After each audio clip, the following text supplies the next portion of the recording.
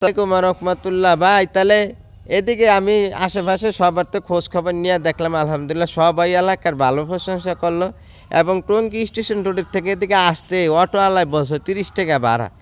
আসলে কি 30 টাকা ভাড়া কিনা? আপনি কথা বলেন। না না, এখানে আসতে মানে ওই মোড়ে 20 টাকা, ওই 20 মোড়ের টাকা, তো 10 টাকা। ভিতরে হ্যাঁ, 10 10 টাকা, টাকা, 30 30 টাকা। টাকা। অটোওয়ালা আমার যেটা বলছে, আমি অটোওয়ালারে জিজ্ঞাসা করছি 30 টাকা ভাড়া। এবং আশেপাশে অনেকের জিজ্ঞাসি ঘর ভাড়াটা চলে কিনা, তো সবাই চলছে।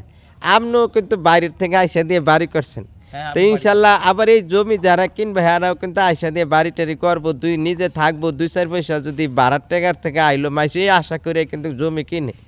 তো এই হিসাবে জায়গাটা আলহামদুলিল্লাহ, এলাকাটা অনেক দেখলাম ভালো, জায়গাও ভালো এবং এলাকার পরিবেশ তো আপনি অনেকদিন ধরে বসবাস করতেছেন। চোর ডাকায় ছিনতাই গাঁজাখোর বাবাখোরের এইসব উৎপাত তো না, নেই। না, এগুলো কোনো কিছুই নাই। আমার বাড়ি করা আছে, আমি ভাড়া অলরেডি দিয়ে দিচ্ছি। আমি আজকে 8 বছর ধরে ভাড়া খাচ্ছি এখানে।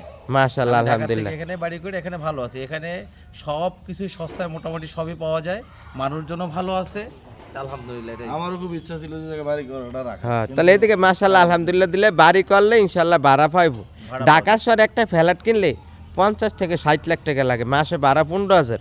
আমার মনে হয় এদিকে যদি 60 লাখ টাকা খরচ করে, মাসে মিনিমাম 50,000 পাইবো না ভাই? হ্যাঁ, ফ্ল্যাটের তো বেশি ভাড়া পাইবো না। ফ্ল্যাটের দাম বেশি। এখন কত হলো, এদিকে জায়গা হইলো 8 কাঠা, কেউ যদি বাঙ্গা 3 কাঠা করে নেন তাও তো দিবেন ভাই। 3 কাটা ওই পাশে আপনার 4 ফিট ওদিক দিয়ে রাস্তা আছে, হ্যাঁ, এদিকে গ্যাস পানি কারেন্টের সব সুবিধা আছে।